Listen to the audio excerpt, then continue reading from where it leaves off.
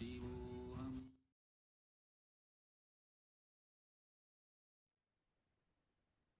Nithyanandam Paramasukhadam Kevalam Jnanamurtim Vandvatitam Gagana Sadrisham Tattvamasyadilaksham Ekam Nityam Vimalamachalam Sarvadi Sakshi Bhutam Bhavatitam Triguణarahitam Sadgurum Tam Namami. Nithyanandam to all the viewers that have joined us here live on Facebook, live on YouTube, and all other social media platforms. Nithyanandam to everyone. Nithyanandam to all of you that are joining us for this very special program today, because what we're going to be learning about today is going to be something very interesting. We are going to be understanding about the grooves, the brain grooves of a superhuman brain. How exactly does it work? Now, all of us know that the brain is one of the most complex and yet one of the most profound organs in our body. But how well do we know our brain? And are we using our brain to its fullest potential? Find out more about this, understand, learn about it, and also learn the secret technique to awaken your whole brain and utilize it in your day-to-day life by the end of today's live stream. We welcome you all to this video, to this program today. All the viewers that are joining us via YouTube, Facebook, Twitter, and all the social media platforms, KAILASA's Nithyananda TV, all of you can feel free to interact with us on the comment section. So should you have any questions, doubts, or understandings and clicks that you would want to share with us, you can go ahead and post it as comments under the comment section of this live video, and you can interact with us through that. We'll be reading out the questions, we'll be taking questions and answering them through the chat. And also, all of you can feel free to post all your experiences, whatever you are clicking with and whatever you are understanding, or even if you have any doubts or you would like to understand something more in particular, you all can go ahead and interact with us on the YouTube live chat or the Facebook live chat. You're all welcome to post that. And let's start with a very quick fun fact. Our human brain can produce enough electricity to power a small bulb. Yes, you heard it right. So many electric impulses are happening right now. How many of you know how we think? How many of you know how the thinking process happens in our brain? Like as Manithan was just sharing with us, right? Like how continuously so many scientists are trying to peer into our brain to understand, even though it's one of the most tiniest organs, yet it is so complex. It is made up of trillions and trillions of cells. So many unique dimensions to it. This tiny organ, which is there, probably it's the size of a fist, so powerful that it controls every single movement. Like right now, as I'm talking, for my hand and for my mouth and for my eyes or for me to breathe, all these activities are happening simultaneously. And these signals are sent in our brain simultaneously. Can you take a moment and share? How do you think the thinking process actually happens in us?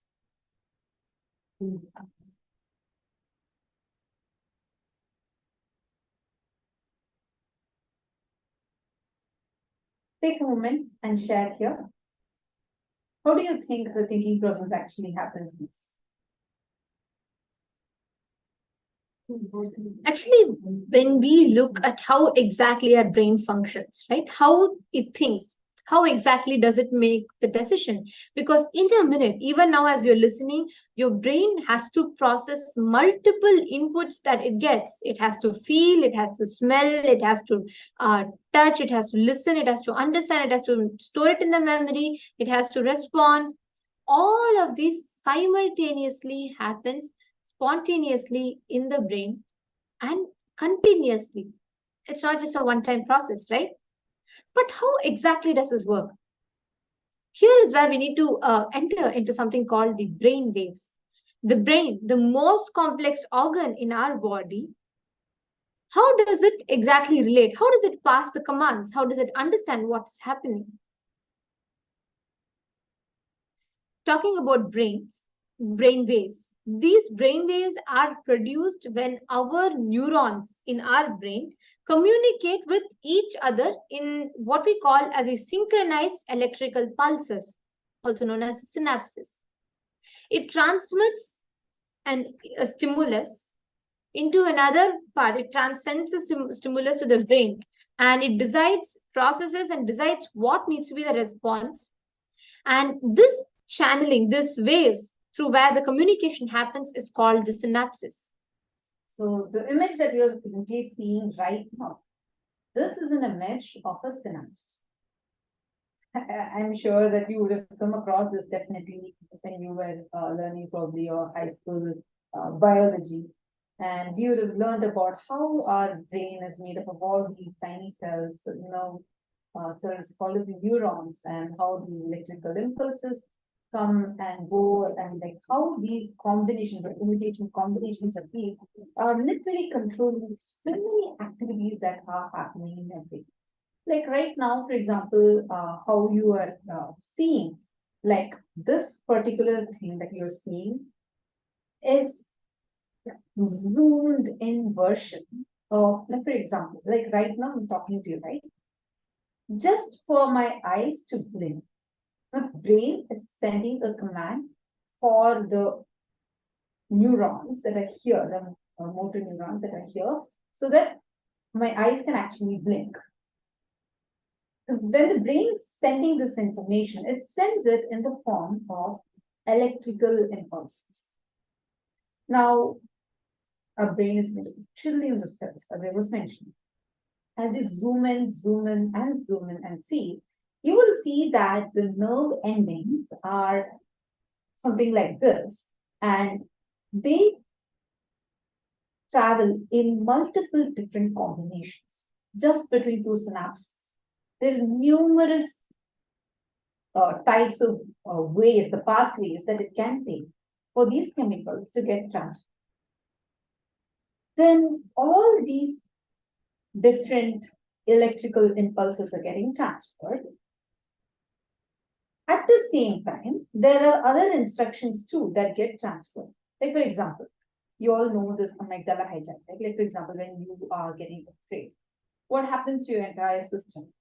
Your whole brain, your whole body is just either it freezes or and your heart rate raises like anything, and your pupils dilate. All these happen simultaneously, correct? Or when you are very hungry, you will see automatically your mouth, your stomach, everything is reacting in a particular manner. When you're angry, your the body itself completely reacts to that. There's like a lot of things that are happening, be it the hormonal release that's happening, or be it the way your heart is racing, all of these. So simultaneously, there are so many instructions that your brain is passing. You may wonder why am I talking about this? Because the different ways at which the brain is sending this information is in a pattern. And this, when it is studied with the help of a EEG machine, with the help of electrodes, which is put on the skull, the brain's electrical impulses are getting measured, and that together is called scientifically as brain waves. And these brain waves are of different types. And today we are going to be learning about these brain waves, and we're also going to be learning about how these brain waves actually can be transformed in us. Some brain waves can even be used for healing, and how there are some brain grooves that are there which can help you to rewire your brain. Now, the most interesting factor here is understanding this complex organ not just from the scientific perspective, but also from a realistic perspective. Means, how exactly does this affect? Okay, this is happening, I have brain waves. Yes, we all know this biology, but how is it relevant to my life? We are going to be learning of how you can tap into this phenomenal potential in as a resource in us called the brain waves. I have a lot of you in the comment section who are commenting. I request all of you to kindly please adhere to the KAILASA security protocol. And it's very important that you put your full legal name and to put your profile picture. And only that will enable us to be able to interact with you and be part of the program. So please make sure that all of you are doing this.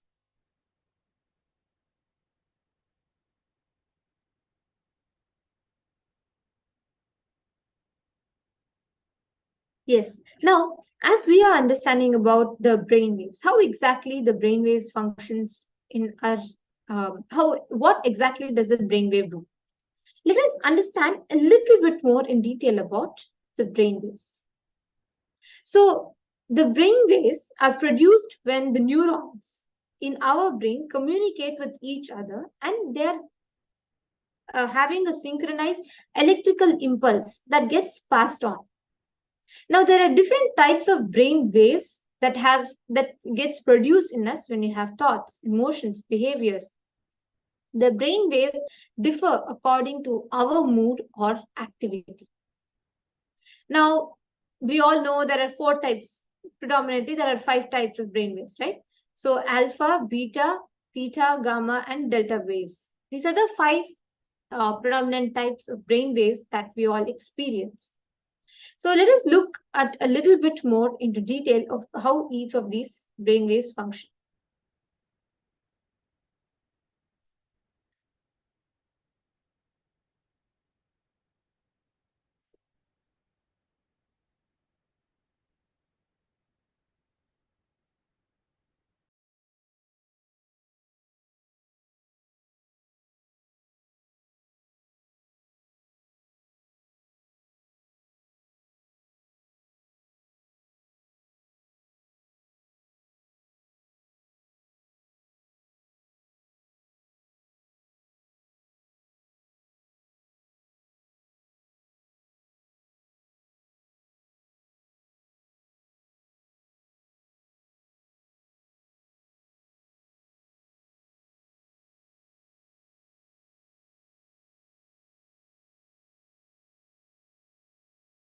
Yes, sorry for the technical glitch.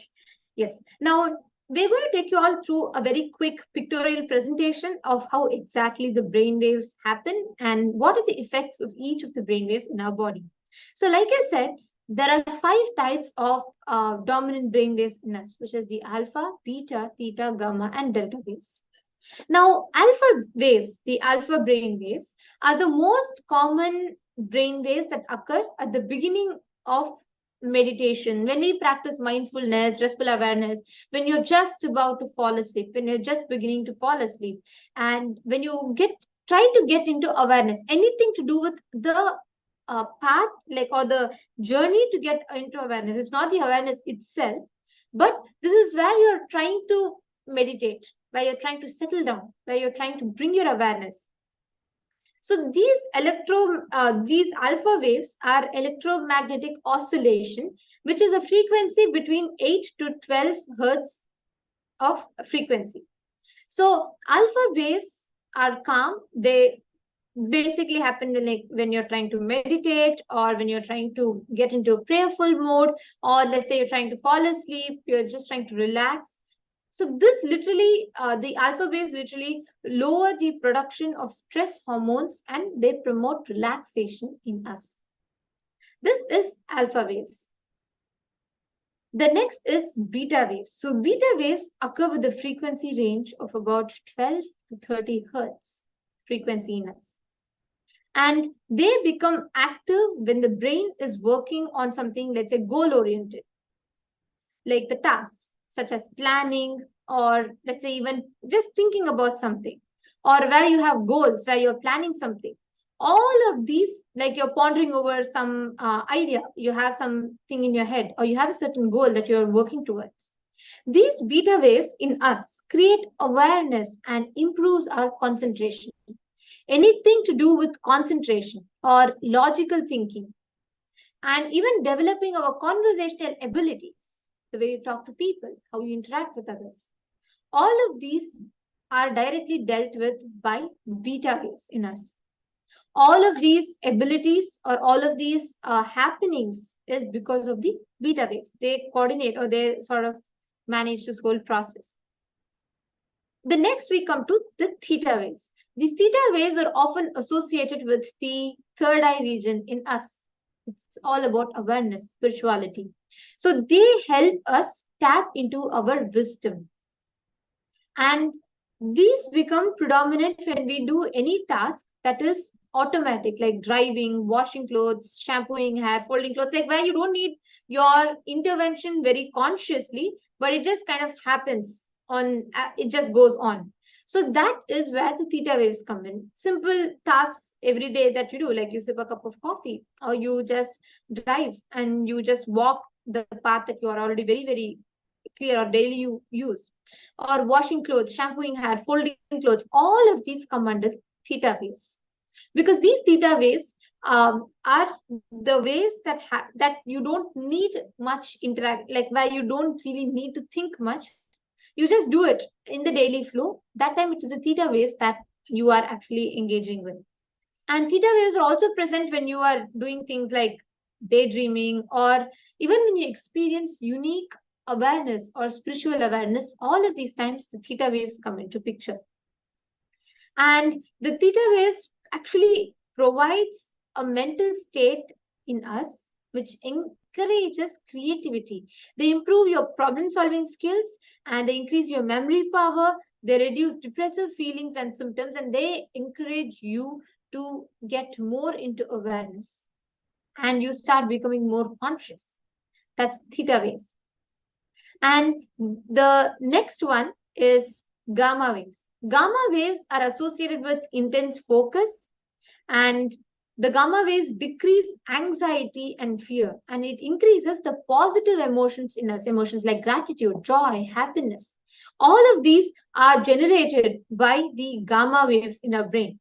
So they reduce the depressive feelings and symptoms that is happening in us, and they increase the positive feeling, the space of completion, the neutral space. All of these are programmed into us, or all of these are orchestrated into us by the gamma waves in our brain. The next is delta. So these delta waves are high in amplitude, they're high amplitude brain waves with a frequency of about 0 to 4 hertz. And these brain waves are associated with the deepest stages of sleep, like dreamless sleep. Or I should say, even your conscious experience where you're not disturbed by thoughts, you're not disturbed by emotions, you're just in that pure ease, the space that you are just relaxed. That time, it is a gamma wave, sorry, it's a delta waves that come into the picture. And these brain waves are associated to the deepest stages of functions in any aspect, whether it's sleep, awareness, just sitting, relaxing.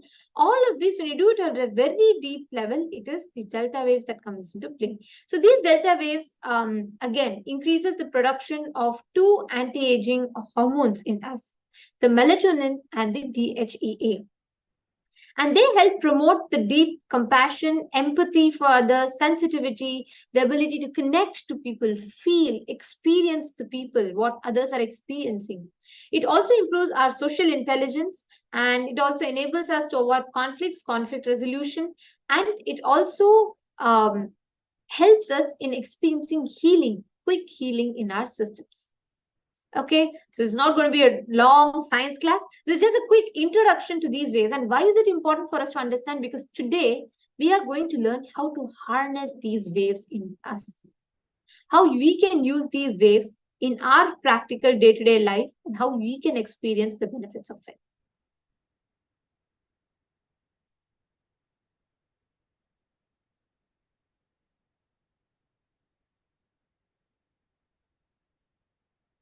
Yes, Nithyanandam, to every one of you that are joining us on YouTube, I see a lot of you. I request all of you to post what you're understanding, what you're clicking with, or if you have any questions, please share with us.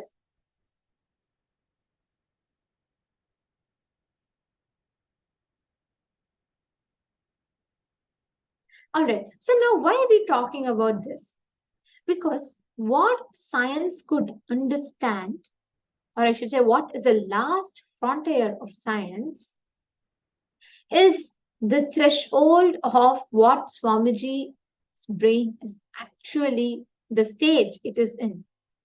The profound, the complex, and that phenomenal discovery, I should say, or the study that was done on Swamiji's brain has given to humanity certain unique possibilities that we can experience. You, me, all of us can.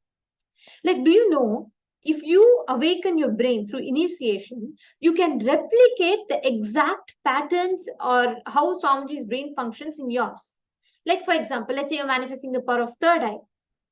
Whenever you're manifesting powers, it is literally Swamiji's space getting mirrored into your inner space. Understand, this is no joke. It's something very profound. It's something unique, and it's something astounding that happens in us by this process where we raise our frequency to the highest, to the exact frequency that Swamiji is in.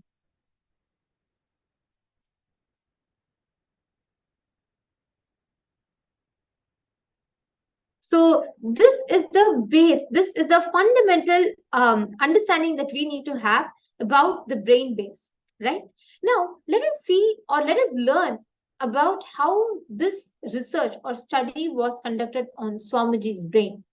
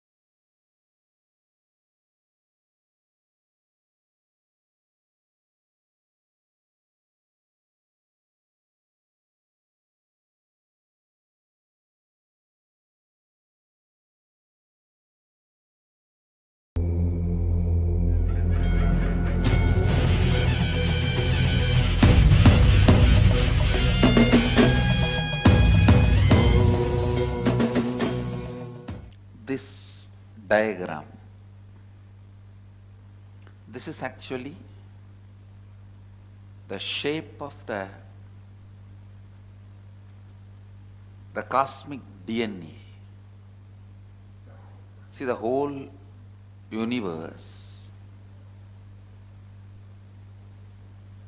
functions in certain frequency.